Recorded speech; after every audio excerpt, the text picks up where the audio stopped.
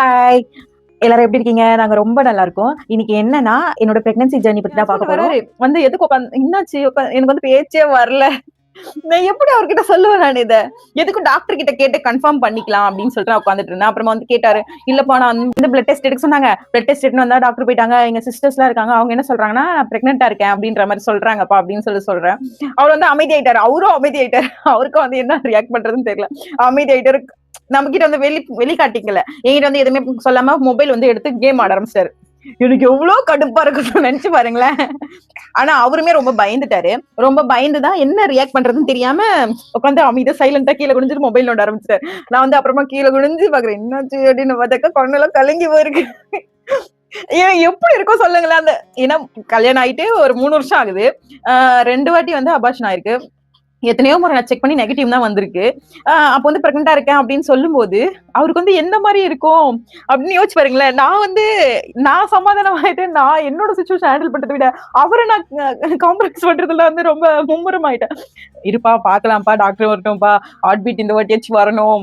என்ன சொல்றாங்கன்னு பார்க்கலாம் அப்படி இப்படின்னு சொல்லிட்டு நான் அவரை கன்வின்ஸ் பண்ண ஆரம்பிச்சுட்டேன். அதுக்கப்புறம் டாக்டர் வந்தாங்க. டாக்டர் வந்து 2 பேரையும் கூப்பிட்டு வச்சு பேசினாங்க.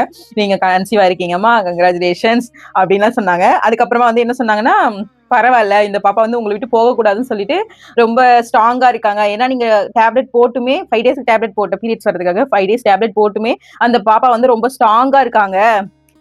நீங்க வந்து நான் சொல்ற இன்ஸ்ட்ரக்ஷன்லாம் வந்து ஃபாலோ பண்ணுங்க. ஏன்னா வந்து 2 வாட்டி அபார்ஷன் இருக்கு. கர்ப்பப்பை வீக்கா இருக்கும். பட் பாப்பா ரொம்ப ஸ்ட்ராங்கா இருக்காங்க. இன்னும் ஹார்ட் பீட் வரல. ஒரு 10 டேஸ் வெயிட் பண்ணலாம். ஏன்னா வந்து அப்பதான் வந்து பாப்பா வந்து 3 மந்த் பீரியட்ஸ் வரல. ஆனா பாப்பா வந்து நின்னு ஒரு 30 நாள் தான் இருக்கு அந்த மாரி சொன்னாங்க. அதனால வந்து அட்லீஸ்ட் ஒரு 40 டேஸ், 45 டேஸ் ஆச்சு ஆகணும். நம்ம வந்து இன்னும் 10 டேஸ் வெயிட் பண்ணலாம் அப்படின்னு சொல்லிட்டு சொன்னாங்க. அப்புறமா வந்து எனக்கு கர்ப்பப்பை வீக்கா இருக்கு அப்படின்னு சொல்லிட்டு ஒரு இன்ஜெக்ஷன் குடுத்தாங்க. அது வந்து எனக்கு டெய்லியுமே வந்து எனக்கு போட சொன்னாங்க. அந்த பிளட் டெஸ்ட், ஸ்கேன் எடுத்தோம். எனக்கு அந்த 10 டேஸும் நான் வந்து நோட் பண்ணிட்டே இருக்கேன். 10 டேஸ் போகவே இல்ல எங்களுக்கு. எப்படா போகும்? ஹார்ட் பீட் வந்துச்சா செக் பண்ணிடுவோம். ஸ்கேனுக்கு எழுதி குடுத்தாங்களா 10 டேஸ்ல ஹார்ட் பீட் செக் பண்றதுக்கு. எனக்கு வந்து அந்த 10 டேஸ் வந்து ஓடவே இல்ல.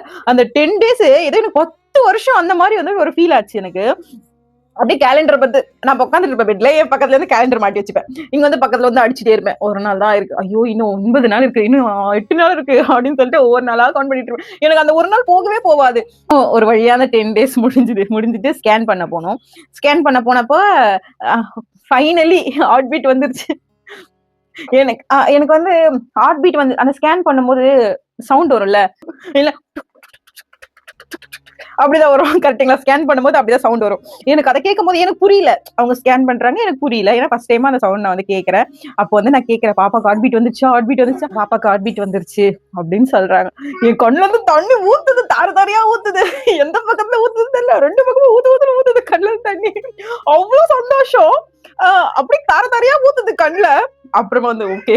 எனக்கு பாப்பாக்கு ஹார்ட் பீட் மட்டும் வச்சு குடுக்குறீங்களா? அப்படின்னு கேட்டேன். அப்புறமா அவங்க வந்து இதோ இந்த சவுண்ட் தாம்மா ஹார்ட் பீட் அப்படின்னு சொன்னாங்களா? எனக்கு அந்த அந்த மொமெண்ட் வந்து எனக்கு எதுனா ஒரு ஃப்ரீஸ் பண்ணி வச்சுக்கணும் அப்படின்னு தான் தோணுச்சு. அப்போ வந்து எனக்கு வந்து இந்த வீடியோவா எடுத்து வச்சுக்கணும். எதுனா வந்து மெமரியா எடுத்து வச்சுக்கணும். எனக்கு அந்த மாதிரிலாம் தோணவே இல்ல அப்போ. எனக்கு வந்து அழுகாட்சி மட்டும் தான் வந்தது. அப்போ வந்து எனக்கு மெமரியா எடுத்து வைக்கணும்லாம் எனக்கு எதுவுமே தோணல. எனக்கு வந்து அழுகாட்சி மட்டும் தான் வந்தது. எனக்கு ஹார்ட் பீட் வந்தா போதும் பாப்பாக்கு. பாப்பா நல்லா இருந்தா போதும் அப்படின்னு தான் தோணுச்சு தவிர எனக்கு வந்து வேற எதுவுமே தோணல. நான் வந்து மொபைல் கூட அதிகமா யூஸ் பண்ணல அந்த டைம். உண்மையா சொல்லணும்னா அந்த ஹார்ட் பீட் கேட்ட மொமெண்ட்ட நான் எப்படி எக்ஸ்பிளைன் பண்றதுன்னு எனக்கு தெரியல. அவ்ளோ சந்தோஷமா இருந்தது எனக்கு. எனக்கு கண்ணுல தண்ணி ஆனந்த கண்ணீர் தான் வந்தது. அதுக்கப்புறம் வெளியில வந்து ஹஸ்பண்ட் இருந்தாங்க. நான் வந்து உடனே வந்து சொன்னேன். அவரு வந்து அன்னைக்கு லீவ்லாம் போட்டு இன்னைக்கு என்னதுன்னு கேட்டே ஆகணும் அப்படின்னு சொல்லிட்டு லீவ் போட்டு எங்களோட ஹாஸ்பிட்டலுக்கு வந்திருந்தாரு. அதுக்கப்புறம் வெளியில போனதும் அவர்கிட்ட வந்து ஹார்ட் பீட் வந்துருச்சுப்பா அப்படின்னு சொல்லிட்டு சொன்னேன்னா அவர் வந்து பயங்கர ஹாப்பி அவரு. ஆனா சோ வந்து அப்படின்றவரு சொன்னாரு. அவ்வளவுதான் அவர்கிட்ட இருந்து எக்ஸ்பிரஷன் வருது அவ்வளவுதான். ஓகே அப்படின்னு சொல்லிட்டு கைய கெட்டியா பிடிச்சிட்டு பாப்பா வந்துச்சா அப்படின்னு சொன்னாரு. ஓகே அப்படின்ற மாதிரி.